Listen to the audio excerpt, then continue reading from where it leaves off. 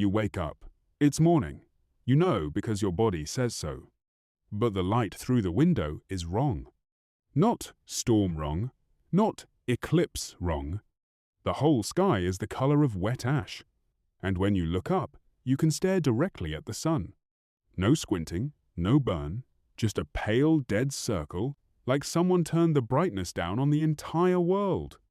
You wait for it to pass. An hour, a day, a week. It doesn't pass.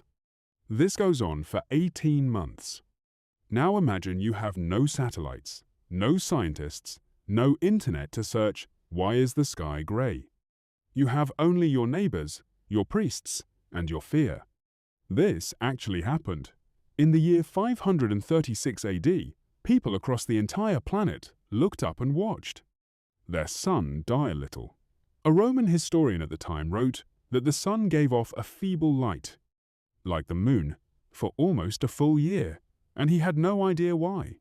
Here's what most people assume. Bad weather is temporary, annoying, but survivable. You just wait it out. But this wasn't weather. This was something deeper, and it didn't care that people were waiting. Crops failed, not in one region everywhere. Snow fell in summer. In China, historical records describe frost-destroying harvests in what should have been the warmest months. In Ireland, monks wrote of bread failures for years straight. Nobody connected these dots, because nobody knew the dots were connected. A farmer in Ireland had no way of knowing a farmer in Mongolia was staring at the same dead sun. So the famine came. Then, right when people were weakest, something worse arrived. Plague.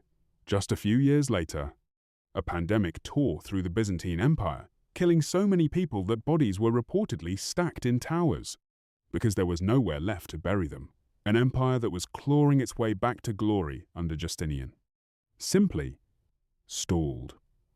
Some historians now call 536 the opening act of the worst decade to be alive in human history.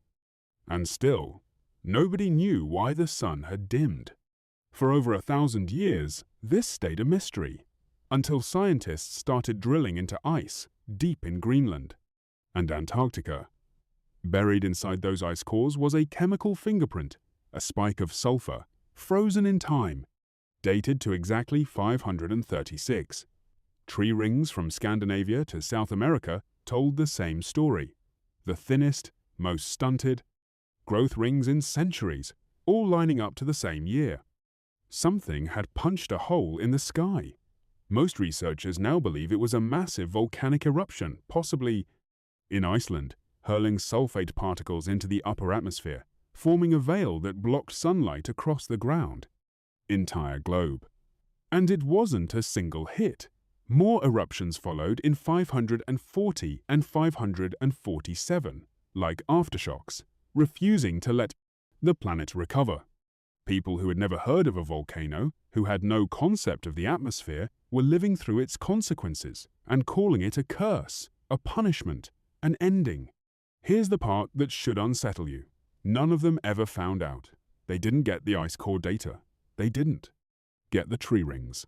They lived, farmed, buried their dead, and rebuilt inside a mystery they never solved. And that's the real discovery here. Civilizations don't survive because they understand every threat. They survive because they adapt to what they can't explain. Long before science existed, humans were already doing the hardest. Things science ever taught us, enduring uncertainty without collapsing. They never learned what dimmed their sun, but they kept planting, they kept living. Maybe surviving the dark was never about understanding it, it was about refusing to stop.